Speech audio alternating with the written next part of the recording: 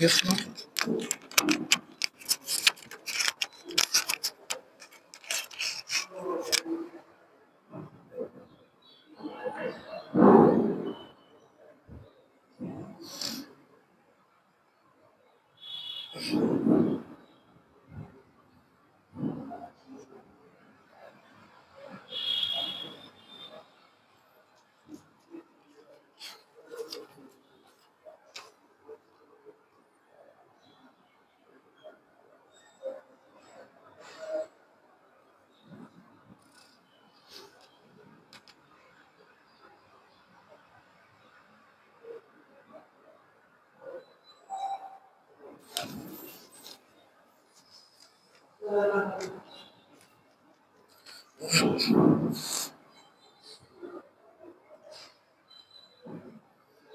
السلام عليكم ورحمة الله تعالى وبركاته.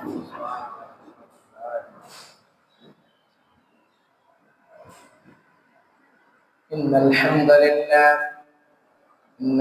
لله نحمده ونستعينه ونستغفره ونؤمن به ونتوكل عليه ونعوذ بالله من شرور أنفسنا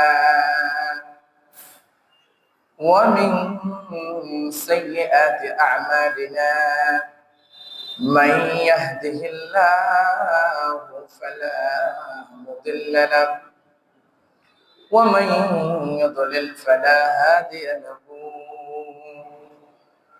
أي فلن تجد له وليا مرشدا ونشهد أن سيدنا ونبينا وحبيبنا وبشيرنا ونذيرنا وطبيبنا وطبيب أرواحنا وحبيبنا وحبيب ربنا ومولانا محمدا عبد الله ورسوله أرسله بالحق بشيرا ونذيرا وداعيا إلى الله بإذنه وسراجا منيرا أما بعد فقد قال الله تعالى في كلامه المجيد وفي فرقانه الحميد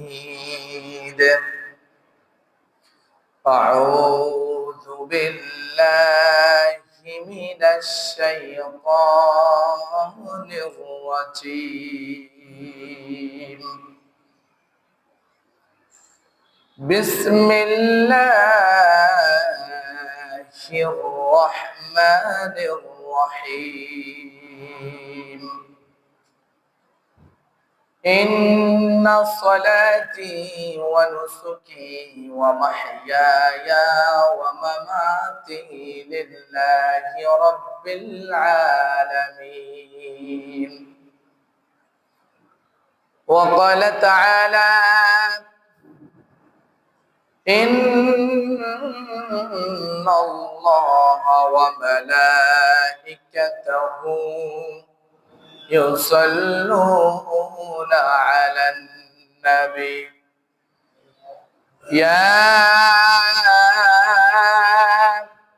أيها الذين آمنوا صلوا عليه وسلموا تسليما اللهم صل على سيدنا مولانا محمد وعلى آله سيدنا مولانا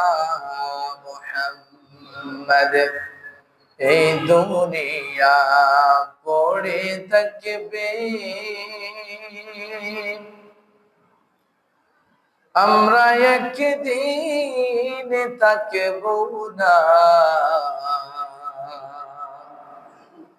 সবাই আমাদের ভুলে যাবে, নবীজি কিন্তু ভুলবেন না। আল্লাহুম্মা সাল্লি আলা সাইয়্যিদিনা মাওলানা মুহাম্মদ ওয়া আলা আলি সাইয়্যিদিনা মাওলানা মুহাম্মদ সাল্লাল্লাহু وعلى محمد صلى الله عليه وسلم صلى الله وعلى محمد صلى الله عليه وسلم الصبح بدا من طلعته والليل تجا من وفرته فمحمدنا هو سيدنا فالعز لنا لإجابته صلى الله وعلى محمد صلى الله عليه وسلم صلى الله وعلى محمد صلى الله عليه وسلم بلغ العلا بكماله كشف الدجى بجماله حسنة جميع خصاله صلوا عليه وآله لا إله إلا الله لا إله إلا الله لا إله إلا الله لا إله إلا الله لا إله إلا الله محمد رسول الله صلى الله عليه وسلم।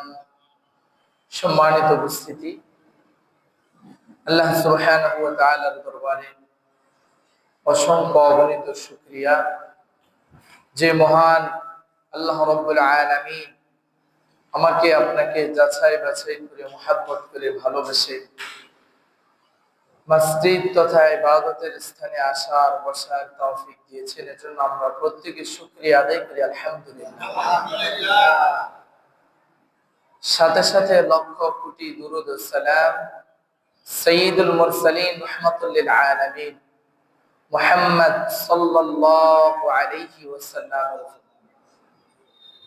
সম্মানিত উপস্থিতি, আমরা গত সপ্তাহে গুরুত্বপূর্ণ কিছু মাসআলা আলোচনা করতেছিলাম।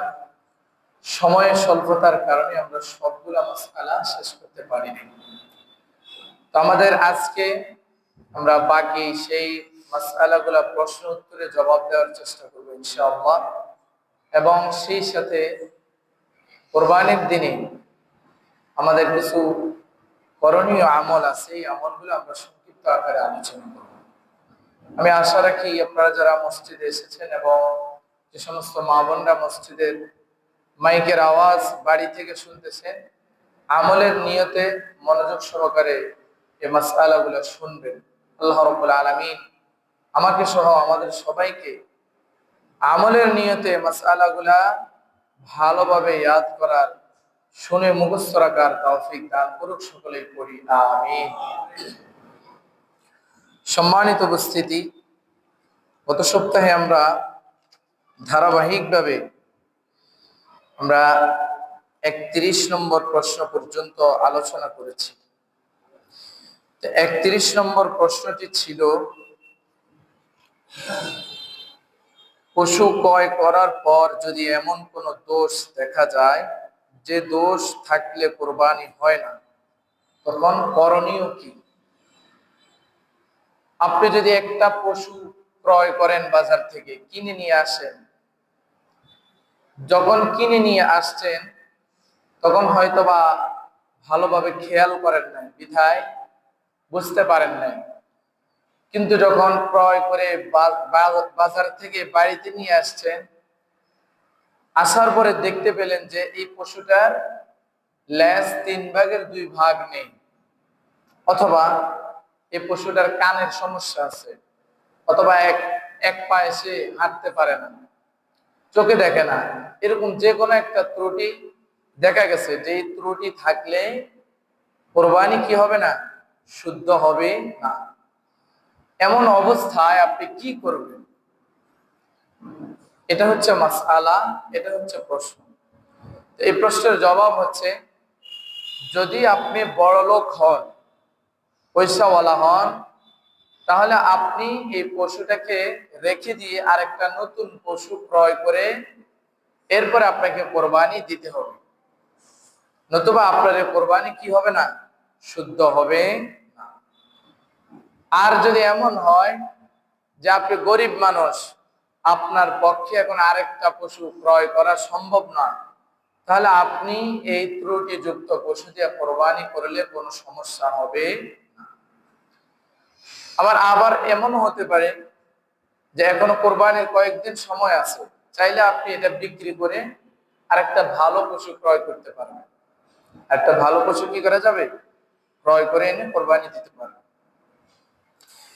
এর পরের প্রশ্ন হচ্ছে, আপনি যদি কোনো একটা পশু ক্রয় করার জন্য বিক্রেতাকে জিজ্ঞাসা করেন যে এই পশুর বয়স কত, সে যদি বলে, যেমন আপনি যদি গরু কিনতে যান, যদি সে বলে যে আমার পশুর বয়স 2 বছর হয়ে গেছে, পূর্ণ হয়েছে, এবং আপনারও মনে হচ্ছে দেখে যে 2 বছর কি হয়েছে? পূর্ণ হয়েছে, এমন অবস্থায় আপনি কি করবেন? এমন অবস্থায় আপনি বিক্রেতার কথার উপরে বিশ্বাস করে আপনি 2 বছর পূর্ণ হয়েছে মনে করে আপনার পশুটা ক্রয় করে নেবেন। যদি বাই চান্স এমন হয় যে বিক্রেতা মিথ্যা কথা বলছে, তাহলে আপনার কোরবানি শুদ্ধ হয়ে যাবে, কিন্তু সে মিথ্যা কথা বলার জন্য তার কি হবে? আলাদা গুনাহ হবে। তো এজন্য উচিত হচ্ছে নিজে যাচাই করে নাও। আর নিজের যদি যাচাই করার ক্ষমতা না থাকে, তো বিক্রেতার কথার উপরে বিশ্বাস রাখতে পারবেন এবং সে কথা অনুযায়ী পশু কিনে এনে কোরবানি দিতে পারবেন। এরপরের প্রশ্ন হচ্ছে, পশু কোথায় জবাই করা উত্তম? কোরবানির পশু কোন জায়গায় জবাই করবে? প্রশ্নের জবাব হচ্ছে, কোরবানির পশু হচ্ছে পয় পরিষ্কার জায়গা, একটু উঁচু পবিত্র জায়গা, যেখানে দুর্গন্ধ নাই, প্রস্রাব পায়খানার কোনো সমস্যা নাই, এবং এমন জায়গা না যেখানে জবাই করলে মানুষের ক্ষতি হবে, এরকম জায়গায় আপনি পশু জবাই করতে পারবেন। অনেক মানুষ আছে আজকাল, অনেক মানুষই, বেশিরভাগ মানুষই আছে রাস্তায় কোরবানি করে, যার ফলে দেখা যায় যে তার কোরবানির কারণে রাস্তায় ওই দিন, কোরবানির দিন গাড়ি চলাচল করতে সমস্যা হয়, এবং কোরবানির পরে অনেকে অলসতার কারণে অথবা অসতর্কতার কারণে পশুর যে রক্ত সেগুলা ভালোভাবে পরিষ্কার করে না। দেখা যায় এই কোরবানি করার পরেও অন্তত সপ্তাহখানিক ওই রক্ত থেকে দুর্গন্ধ বের হয়, এবং এই গন্ধের কারণে মানুষ কষ্ট পায়। এইরকম যদি কেউ কোরবানি করে তাহলে সে গুনাহগার হবে, কারণ অন্যায় ভাবে একজন মুসলমান আরেকজন মুসলমানকে কষ্ট দেওয়া এটা কি নয়? ঠিক নয়। তো এই জন্য এমন জায়গায় কোরবানি করবেন যাতে মানুষের ক্ষতি না হয়, মানুষের কষ্ট না হয়। রাস্তায় একান্ত বাড়িতে জায়গা না থাকে, রাস্তায় করা ছাড়া উপায় নাই, তো পশু জবাই করার সাথে সাথে রক্তগুলা পানি দিয়ে ভালোভাবে ধুয়ে দিবেন, যেন পশুটা তৈরি করার পরে আর সে জায়গা থেকে দুর্গন্ধ বের না হয়, মানুষের ক্ষতি না হয়। সম্মানিত ভাইরা আমার, আসুন এরপরে আমরা আরো প্রশ্ন নিয়ে আলোচনা করি। এরপরে প্রশ্ন হচ্ছে যে বন্ধা পশু দ্বারা কোরবানি করা শুদ্ধ আছে কিনা। বন্ধা তো বোঝেন না, অনেক গাভী আছে না যেগুলার বাচ্চা হয় না, এগুলার আপনারা কি বলেন? বন্ধা বলেন না? এমন পশু দ্বারা কোরবানি যদি করেন আপনার কোরবানি শুদ্ধ হবে, কোনো সমস্যা হবে। অনেক সময় হুজুর বা ইমাম জবাই করার পর দেখা যায় সম্পূর্ণ হয়নি, আবার অন্যজন ছুরি হাতে নিয়ে রগ বা শিরা কাটতে যায়, এটা কি জায়েজ হবে? ধরেন ইমাম সাহেব জবাই করছে কিন্তু জবাই হয় নাই। কোরবানির পশু জবাই শুদ্ধ হওয়ার জন্য দুইটা জিনিস খেয়াল রাখতে হবে। কয়টা জিনিস? দুইটা। এক নাম্বার হচ্ছে যিনি জবাই করবেন উনি বিসমিল্লাহ আল্লাহু আকবার বলতে হবেই, বলতে হবেই। কথা বুঝতেছেন? এরপরে ওনার সাথে কেউ যদি সহযোগী হইয়া জবাই করে, যেমন অনেক জায়গায় এমন আছে যে বলে যে হুজুর আপনি একটু জবাই করে দেন, বাকিটা আমি করতেছি, এমন হয়। তো এক্ষেত্রে নিয়ম হচ্ছে খেয়াল রাখতে হবে যিনি হুজুর অর্ধেক জবাই করার পরে উনি জবাই বাকিটা করে, ওনাকেও বিসমিল্লাহ আল্লাহু আকবার বলতেই হবে। এবং যারা পশুকে চেপে ধরবে সহযোগিতা করবে তারাও বলা কি উত্তম, কিন্তু যারা জবাই করবে তারা বলতেই হবে। তারা কি করতে হবে? বিসমিল্লাহ আল্লাহু আকবার বলতেই হবে। এটা হলো এক নাম্বার। দুই নাম্বার হলো কমসে কম 3টা রগ কাটা যাইতে হবে। মূল খাদ্য যে নালী আছে মোটা, এর পাশে 2টা রগ আছে, এই 3টা রগ কাটা যাইতে হবে। এগুলো যদি না কাটা যায় আপনার পশুর জবাই কি হবে না? শুদ্ধ হবে না। তো এজন্য কেউ যদি ধরেন ইমাম সাহেব জবাই করার পরে আরো একটা রগ বাকি রয়ে গেছে, কাটা যায় নাই, এরপরে সে যদি আবার জবাই করতে চায় তবে তাকে বিসমিল্লাহি আল্লাহু আকবার বলতে হবে। কি বলতে হবে? বিসমিল্লাহি আল্লাহু আকবার বলতে হবে। আবার অনেক সময় দেখা যায় যে পশু জবাই হয়ে গেছে, এরপরে কিছু মানুষ আছে এরা কি করে, একটা ছোট ছুরি নিয়ে ওই জবাইকৃত জায়গায় এভাবে কি করে ছুরি দিয়ে ঘাই দেয়, আঘাত দেয়। কিতাবের মধ্যে আছে যতক্ষণ এই প্রাণীটার দেহ থেকে প্রাণ বের না হবে ততক্ষণ পর্যন্ত জবাইয়ের পরে আর তাকে কোনো কিছু দিয়ে আঘাত করা, তার পায়ের চামড়া ছিলা, এই ধরনের কিছু করা, এটা মাকরু। এটা কি মাকরু। যতক্ষণ তার রূহ বের না হবে ততক্ষণ পর্যন্ত তার শরীরে জবাইয়ের পরে যদি জবাই বাকি থাকে করতে পারবে, কিন্তু জবাই সম্পূর্ণ এরপরে রূহ যাওয়ার আগ পর্যন্ত আর কোনো কিছু দিয়ে আঘাত করা যাবে না। এটা মাকরু হবে যদি কেউ করে। এরপরে হচ্ছে কোরবানির পশু দ্বারা উপকৃত হওয়া যাবে কিনা। কথার কথা, কোরবানির আর 3 দিন বাকি। আজকে আপনি কোরবানির একটা পশু নিয়ে আসলেন, এখন আপনি পেশায় একজন কৃষক, একটা আবাল নিয়ে আসলেন কথার কথা কোরবানি দেওয়ার জন্য। তা আপনার বাড়িতে 3 দিন থাকবে, কোরবানির দিন জবাই করবে।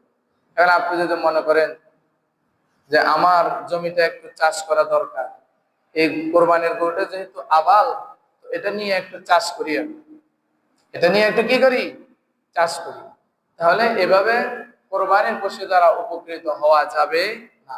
কি হবে? এভাবে করলে বৈধ হবে না, গুনাহ হবে। এবং একইভাবে আমি আরেকটু বিস্তারিত বলি। অনেকেই আছে এমন যে একটা কোরবানির গরু নিয়ে আসছে, আনার পরে তার ছেলেকে নাতিকে কোরবানির পশু পিঠের উপরে উঠাইতেছে, উঠাই চড়া খাওয়াইতেছে। এভাবেও করা কি নয়, ঠিক নয়।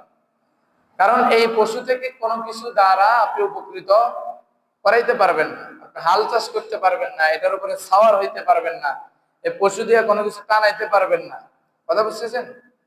এবং কি এই পশুর দুধও যদি থাকে, যদি গাই দিয়ে কোরবানি দেন, তার দুধ আছে, কিন্তু কোরবানির নিয়তে ক্রয় করার পরে আপনি আর এই পশু থেকে দুধ দহন করে খাইতে পারবেন। যদি পশুর এমন হয় যে অতিরিক্ত দুধের কারণে ক্ষতি হচ্ছে, তো দুধ দহন করে সেই দুধ সদকা করে দিতে হবে গরিব অসহায় মানুষদের কাছে। বুঝে আসছে মাসালা ভাই? কোরবানির পশু দ্বারা যদি হাল চাষ করে ফেলে ভুলে, সেক্ষেত্রে কি করতে হবে? কথার কথা আমি তো বললাম কোরবানি পশু দ্বারা হাল চাষ করা যাবে না, কিন্তু হয়তো কেউ শুনে নাই বা জানে না, ভুলে করে ফেলছে। এখন কি করতে হবে? এখন কি করতে হবে? যদি এমন হয় যে আপনার 1 ঘন্টা চাষ করতে, অন্য গরু দিয়ে চাষ করলে 300 টাকা মজুরি আপনি নিতেন এর বিনিময়ে, তাহলে আপনার কোরবানি পশু দ্বারা যদি আপনি 1 ঘন্টা জায়গা এরকম ভাবে চাষ করেন, তাহলে ওই সমপরিমাণ মজুরি আপনাকে নিজের থেকে সদকা করে দিতে হবে গরিব অসহায় মানুষদেরকে। কথা বুঝে আসছে? সদকা করে দিতে হবে। কোরবানির পশুর দুধ পান করা যাবে কিনা? নিজে পান করতে পারবেন না, মানুষের কাছে সদকা করে দিতে হবে। অনেকেই আছে, আপনারা বলতে পারেন যে হুজুর দুধের মাসালা কি জন্য বললেন? অনেক মানুষ আছে নিজের গাই গরুটা নিজে কোরবানি দিতে চায়। তিনি যেদিন থেকে নিয়ত করলেন যে কোরবানির কয়েকদিন আগে, হ্যাঁ, যে আমি এটা দিয়ে কোরবানি দেবো, এটা ফাইনাল করে ফেলছে, এরপর থেকে উনি কোরবানি দেওয়ার আগ পর্যন্ত আর এই দুধ পান করতে পারবেন না। বরং যখনই দুধ আসবে এটা দহন করে সদকা করে দিতে হবে, দান করে দিতে হবে। যদি পশু জবাইয়ের আগে মনে হয় দুধ দহন না করলে পশুর কষ্ট হবে, তাহলে কি করতে হবে? অনেক দুধ আছে ওলানের মধ্যে, এখন জবাই করার সময় হয়ে গেছে, কোরবানির দিন, আপনার মনে হইতেছে যে দুধটা দহন না করে জবাই করলে কষ্ট হবে, তাহলে ওই মুহূর্তে দুধ দহন করে ফেলবেন এবং সেই দুধ দান করে দিবেন। পশু ক্রয় করার পর শরীক মারা গেলে কি করবেন? কথার কথা 5 জনে মিলে একটা গরু কোরবানি করবেন, নিয়ত করছেন, এবং সবাই টাকা দিয়ে গরুটা কিনছেন, আর মাত্র 3 দিন বাকি বা 2 দিন বাকি, দেখা গেছে কোরবানির আগের দিন একজন মারা গেছে, একজন শরীক কি করছে? মারা গেছে। এখন আপনি কি করবেন? এক্ষেত্রে আপনার করণীয় হচ্ছে, যদি শরীকদারের কোনো ছেলে মেয়ে থাকে, ওয়ারিস থাকে, তাদেরকে বলবেন যে আমরা কি আপনার আব্বার পক্ষ থেকে এই কোরবানিটা করব, যেহেতু আপনার আব্বা টাকা দিয়ে দিছে। তো তারা যদি অনুমতি দেয় যে হ্যাঁ আপনারা আমার আব্বার পক্ষ থেকে কোরবানি করেন, তাহলে আপনাদের এই কোরবানি করা কি হবে? বৈধ হবে। আর যদি এমন হয় যে যিনি মারা গেছেন, যে শরীকদার, তার ওয়ারিসরা বলল যে না, আমাদের পক্ষ থেকে আমার আব্বার ভাগের কোরবানি আমরা দিব না, আমাদেরকে টাকা ফিরাই দেন, তাহলে আপনাদেরকে এই টাকা ফিরাই দিতে হবে। এই টাকা কি করতে হবে? ফিরাই দিতে হবে। এরপরে আপনারা চাইলে এই জায়গায় অন্য একজন শরীকদার নিতে পারবেন, অথবা না নিলে নিজেরাই কোরবানি করবেন। বুঝেছে? জবাইয়ের আগে পশু বাচ্চা দিলে কি করবেন? যদি এমন গাভী হয় যে প্রেগনেন্ট, এখন আপনি চাইতেছেন এটা দিয়ে কোরবানি দেওয়ার জন্য, জবাই করার আগে যদি পশুর বাচ্চা হয়ে যায়, তাহলে ওই বাচ্চাকেও কি করবেন? জবাই করে দিতে হবে। ওই বাচ্চাকেও জবাই করে ওই গোস্তগুলাকেও কি করতে হবে? দান করে দিতে হবে, সদকা করে দিতে হবে। সম্মানিত ভাইরা আমার, মৃত ব্যক্তির পক্ষ থেকে কোরবানি করা যাবে কিনা? মৃত ব্যক্তির পক্ষ থেকে কোরবানি করা কি যাবে? কথার কথা, আপনি আপনার আব্বার পক্ষ থেকে অথবা আপনার দাদার পক্ষ থেকে কোরবানি করতে পারবেন। কিভাবে?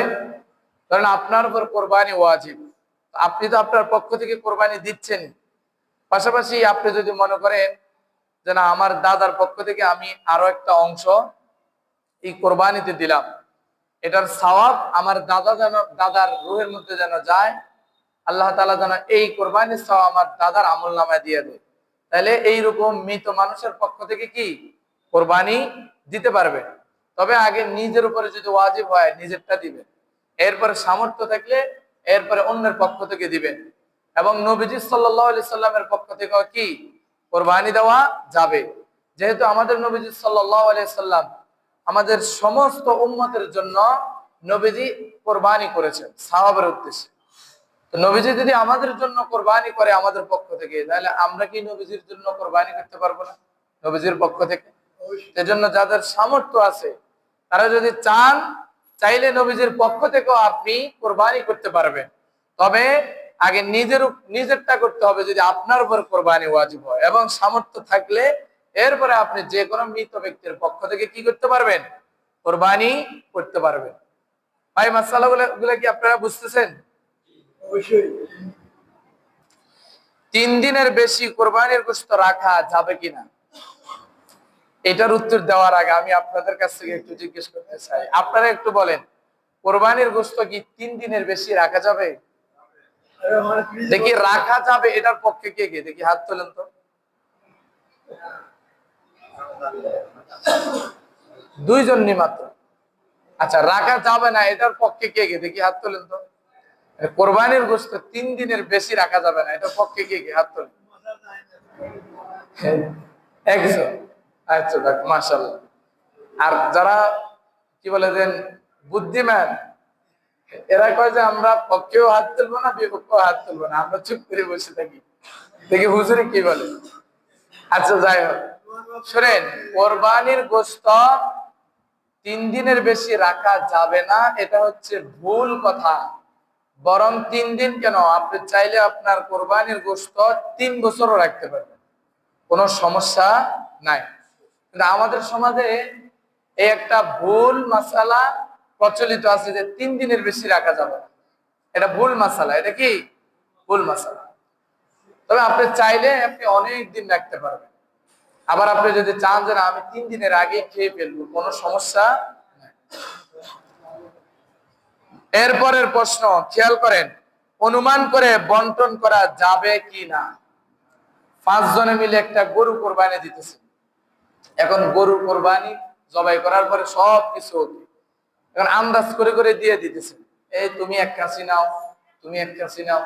এইভাবে শরীকদারদের মাঝে অনুমান করে আন্দাজ করে বন্টন করলে জায়েজ হবে না, কোরবানি হবে না।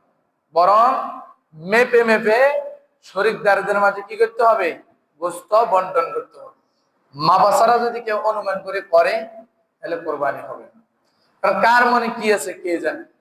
বাইজাস 1 টুরা বা 2 টুরা যদি আরেকজনের ভাগে বেশি পড়ে যায়, আর একজন শরীকদারও যদি মনে মনে করে দেখছো আমার ভাগে এটা পড়ে না, ওর ভাগে একটু বেশি পড়ে গেছে, তাহলে আপনাদের সবার কোরবানি শেষ, সবার কি কোরবানি শেষ হবে না। সেজন্য হালি দিয়ে অথবা এখন আধুনিক মেশিন আছে, হ্যাঁ ওগুলো দিয়ে মেপে মেপে দিবেন। কোরবানির গোশত কয় ভাগে ভাগ করতে হবে? কোরবানির গোশত 3 ভাগে ভাগ করা মুস্তাহাব, ফরজ ওয়াজিব না। আপনি যদি 3 ভাগে ভাগ না করেন কিছু হবে না, তবে করলে আপনি সওয়াব হবে। মুস্তাহাব, এটা কি মুস্তাহাব। 3 ভাগ করবেন, 1 ভাগ নিজেদের জন্য রাখবেন, আরেক ভাগ আপনার প্রতিবেশী যারা কোরবানি করে নাই অথবা গরিব তাদের মাঝে বিলি দিবেন, আরেকটা ভাগ আপনার আত্মীয় স্বজনদের মাঝে যারা অসহায় দুস্থ অভাবনটনে আছে, কোরবানি করে নেন, এমন মানুষদেরকে আপনি বিলিয়ে দিবেন।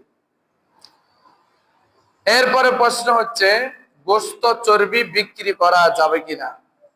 কোরবানির গোশত, কোরবানির চর্বি এগুলা বিক্রি করা যাবে না। কোরবানির হাড্ডিও বিক্রি করা যাবে, কথা বুঝতেছেন?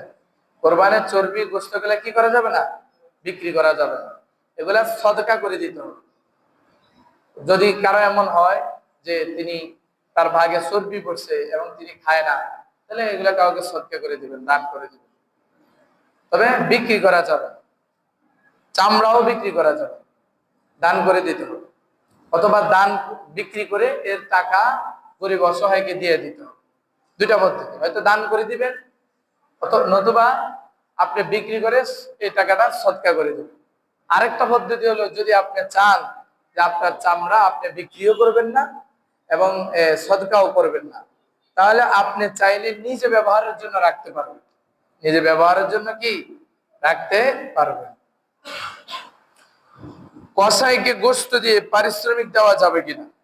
আপনার গরুটাকে বানানোর জন্য, তৈরি করার জন্য 2টা বা 1টা কসাই রাখছেন, তাকে আপনি কোরবানির গোশত দিয়া পারিশ্রমিক দিলে কোরবানি হবে না। আপনি আলাদা তাকে টাকা দিতে হবে।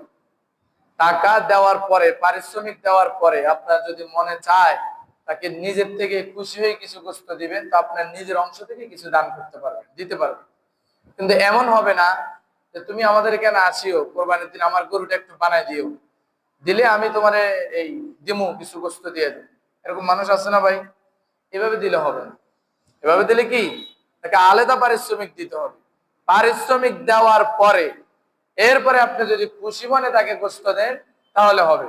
কিন্তু শুধুমাত্র কোরবানির গোস্ত দিয়ে তার পারিশ্রমিক দিলে কোরবানি শুদ্ধ হবে না।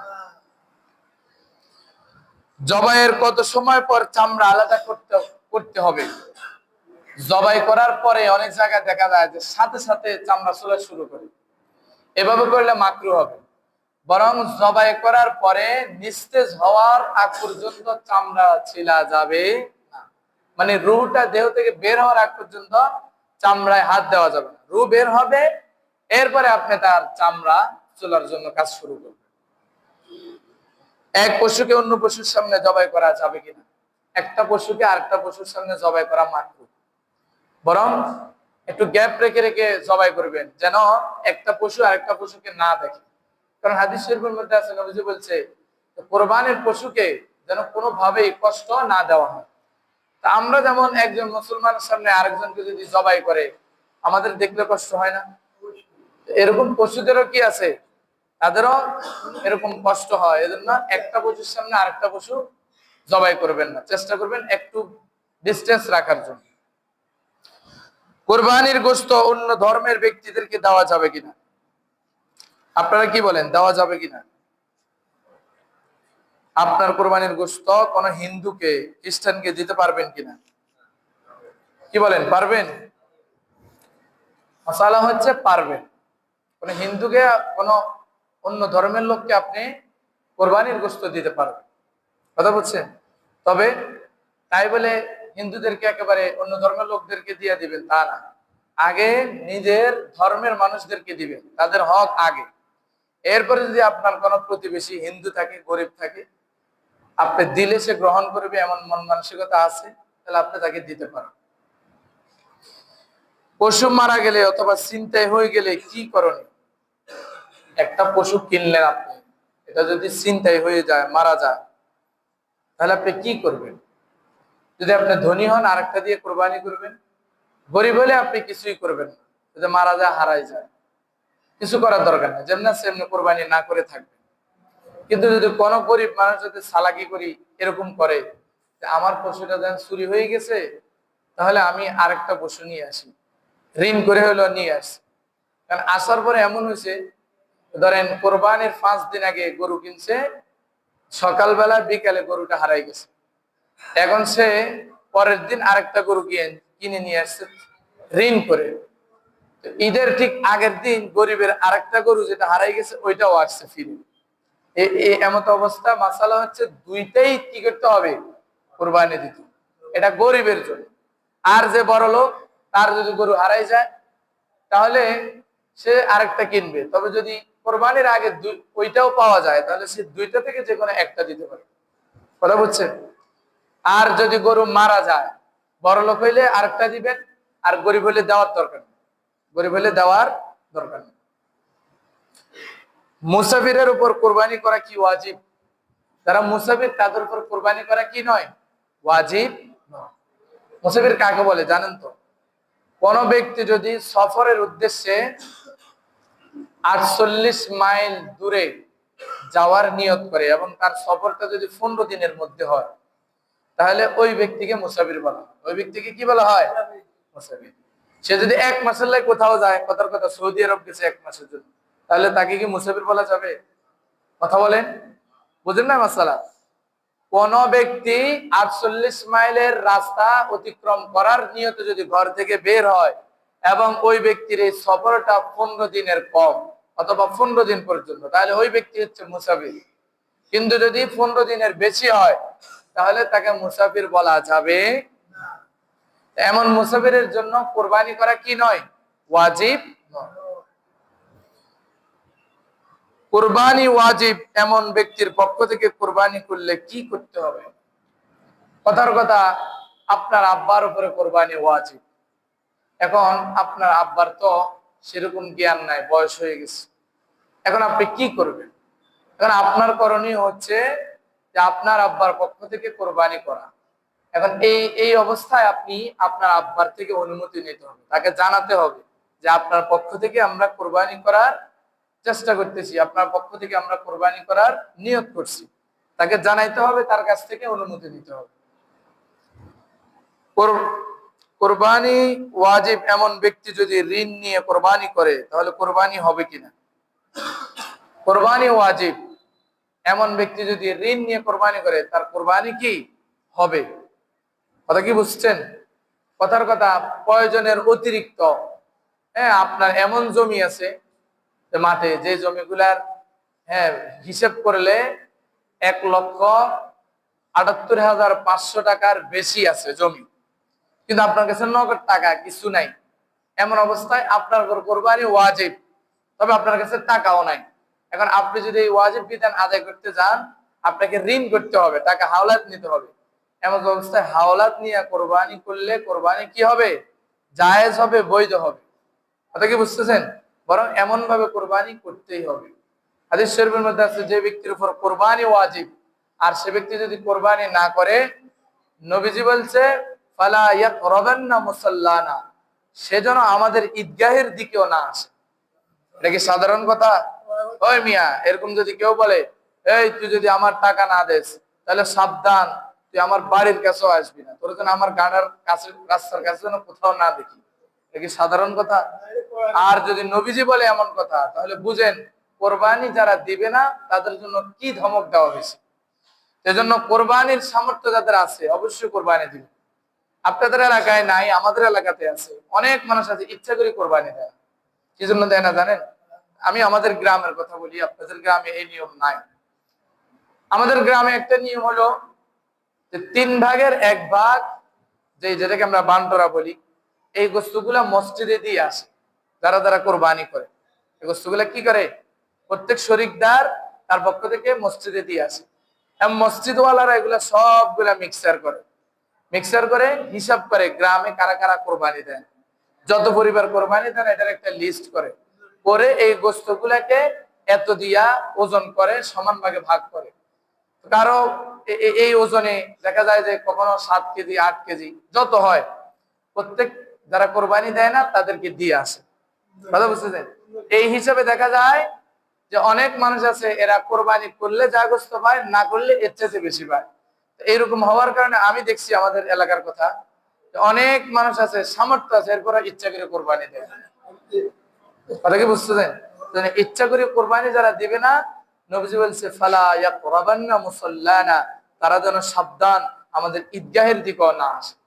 এজন্য কোরবানির সামর্থ্য থাকলে অবশ্যই আল্লাহর জন্য কোরবানি করবে। পাগল পশু দ্বারা কোরবানি করা যাবে কিনা? যাবে না। নবী করিম সাল্লাল্লাহু আলাইহি সাল্লামের পক্ষ থেকে কোরবানি করা যাবে কিনা, যদি কারো সামর্থ্য থাকে তাহলে করা যাবে, এবং এটাই উত্তম।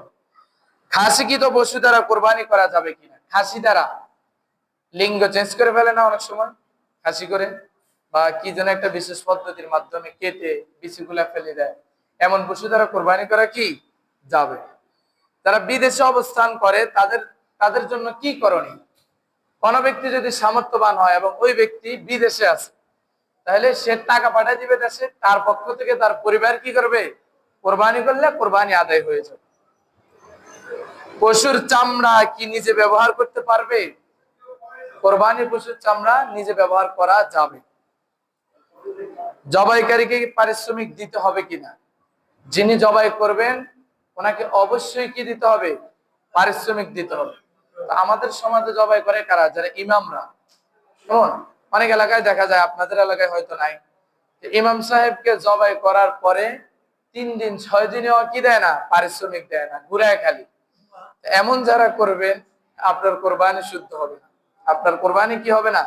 শুদ্ধ হবে না। এই ক্ষেত্রে আমাদের যত কৃপণতা, 1 লক্ষ 2 লক্ষ টাকা দিয়ে গরু কিনেও ইমাম সাহেবকে 500 600 700 টাকা দিতে পারে না, অনেক মনে কষ্ট দেবে। এই কাজটা আল্লাহর রাস্তায় কেউ করবেন না। ইমাম সাহেবকে যিনি জবাই করবে ওনাকে হাদিয়াটা দিয়ে দিবে। আরেকটা জিনিস হচ্ছে, অনেক এলাকাতে এমন হয় যে হয়তো কারো ছেলে আলেম আছে, কারো ভাই আলেম, তো উনি জবাই করে ফেলে। এক্ষেত্রে জবাই যদি এরকম কারো আলেম থাকে যে আমার ভাই আলেম এবং উনি যোগ্য, হ্যাঁ উনি মাওলানা, তো উনি যদি জবাই করে করতে পারবেন, কোনো সমস্যা নেই। তবে সামাজিকতার জন্য, শৃঙ্খলার জন্য আপনার জবাইয়ের হাদিয়া মসজিদের ইমামকে দিয়ে দিবেন, পাঠাই দিবেন। এমন যদি হয় যে সবার ঘরে ঘরে একজন হুজুর আছে, তো মসজিদের ইমাম কোথায় যাবে? কথা কি বুঝতেছেন? আমাদের এলাকা তো এমন হয়, অনেক গরু থাকার কারণে এলাকাতে গরু জবাই দেয়, পরবর্তীতে হাদিয়াটা আমরা মসজিদে পাঠাই। এটা আমাদের এলাকার কথা বলতেছি। সম্মানিত ভাইরা আমার, কোরবানির দিনে হাঁস মুরগি জবাই করা যাবে কি? হাঁস মুরগি জবাই করা যাবে, তবে এই নিয়ে তো করা যাবে না যে আল্লাহ আমার সামর্থ্য দেয় নাই, আমি গরু ছাগল কিনতে পারি নাই, আমি আল্লাহর জন্য কোরবানির উদ্দেশ্যে একটা হাঁস জবাই করলাম, তাহলে হবে না। এমনি আপনি খাওয়ার জন্য হাঁস জবাই করতে পারবেন, ঈদের দিন আপনার বাচ্চারা খাবে, আপনি খাবেন। জীবিত ব্যক্তির পক্ষ থেকে কোরবানি করা যাবে কি? যাবে। বৃষ্টির কারণে যদি ঈদগাহে যাওয়া অসম্ভব হয়, তখন মসজিদে ঈদের নামাজ পড়া যাবে কিনা? যদি ঈদের দিন বৃষ্টি হয়, তাহলে মসজিদে ঈদের নামাজ পড়া যাবে কিনা? মসজিদে ঈদের নামাজ পড়া যাবে, তবে এমনিতে সাধারণভাবে যদি বৃষ্টি না হয়, সবকিছু ঠিকঠাক থাকে, তাহলে ঈদগাহে গিয়া ঈদের নামাজ আদায় করা কি সুন্নাত। সবকিছু ঠিক আছে, ইচ্ছা করে ঈদগাহে যায় না, মসজিদে ঈদের নামাজ পড়ে, তাহলে মাকরুহ হবে, গুনাহ হবে। কিন্তু অনেক বৃষ্টির কারণে ঈদগাহে যাওয়া সম্ভব না, তাহলে মসজিদের ভিতরে কি করা যাবে? ঈদের নামাজ আদায় করা যাবে। সম্মানিত ভাইরা আমার, এই হচ্ছে আমাদের গুরুত্বপূর্ণ কিছু মাসআলা। এবার আমরা ঈদের দিনের কয়েকটি সুন্নতের কথা বলেই ইনশাআল্লাহ শেষ করব, সময় আর কয়েক মিনিট আছে। কোরবানির ঈদের দিনে কয়েকটি সুন্নত আছে, একটু ভালোভাবে খেয়াল করেন। সুন্নত গুলা বলার আগে জিলহজ মাসের প্রথম দশকের আরো কয়েকটি সুন্নতের কথা আমি বলি। জিলহজ মাসের প্রথম দশক, প্রথমেই 10 দিন হাদিস শরীফের মাসে একদিন রোজা রাখলে অনেক দিন রোজা রাখার সওয়াব পাওয়া যাবে। একদিন ইবাদত করলে লাইলাতুল কদরের সমপরিমাণ সওয়াব পাওয়া যাবে, একদিন রাতে ইবাদত করলে। এই জিলহজ মাসের 10 রাতের যে কোনো এক রাত আপনি যদি এক রাত ইবাদত করেন, এটা লাইলাতুল কদরের মতন সওয়াব হবে। কথা বুঝতেছেন? এই জন্য এই 10 রাতকে অবশ্যই গুরুত্ব দিতে হবে। এই 10 দিনের মধ্যে গুরুত্বপূর্ণ কয়েকটি আমল হচ্ছে, যারা কোরবানি করবে, আমি বলেছি আপনাদেরকে, জিলহজ মাসের চাঁদ উদিত হওয়ার আগে নখ, চুল, দাড়ি, মোষ, হ্যাঁ এ জাতীয় যেগুলো আছে প্রাসঙ্গিক, এগুলা না কাটা, এবং ঈদের দিন কোরবানি করার পরে এই কাজগুলা করা, তাহলে এটা একটা মুস্তাহাব আমল। এই আমল করলে মুস্তাহাবের কি পাওয়া যাবে? সওয়াব পাওয়া যাবে। দেখি এই আমলটা কে কে করছেন, হাত তোলেন তো, একটা জোরে হাত তোলেন, উপরের দিকে উঠেন। মাশাআল্লাহ, অনেকেই করছেন না? আলহামদুলিল্লাহ, ঠিক আছে, হাত নাও। এরপরে আমল হচ্ছে জিলহজ মাসের, এই ভালো করে খেয়াল করবেন, আমি কিন্তু এগুলো সবসময় বলে দিতে পারবো না, এরপরও বলতেছি। পরে অনেকের সমালোচনা করে, হুজুরে আম করে কইলো না, এখন বলতেছি যে শোনেন না। জিলহজ মাসের 9 তারিখ ফজর থেকে 13 তারিখ আসর পর্যন্ত এই 5 দিনে 23 ওয়াক্ত ফরজ নামাজের পরে প্রত্যেকের জন্য ফরজ নামাজের পরে তাকবীরে তাশরিক একবার বলা ওয়াজিব। পুরুষেরা মসজিদে বলবেন, একাকী নামাজ তুল্য বলবেন, আর মহিলারা ঘরে আস্তে আস্তে বলবেন। কথা বুঝতেছেন? ইমাম সাহেব বলতে বলে গেলে যে কোনো একজন পড়া শুরু করবে। কথা কি বুঝতেছেন? তাহলে হিসাব করলে 9 তারিখ হয় ইংরেজি কয় তারিখে? 27 তারিখে নাকি?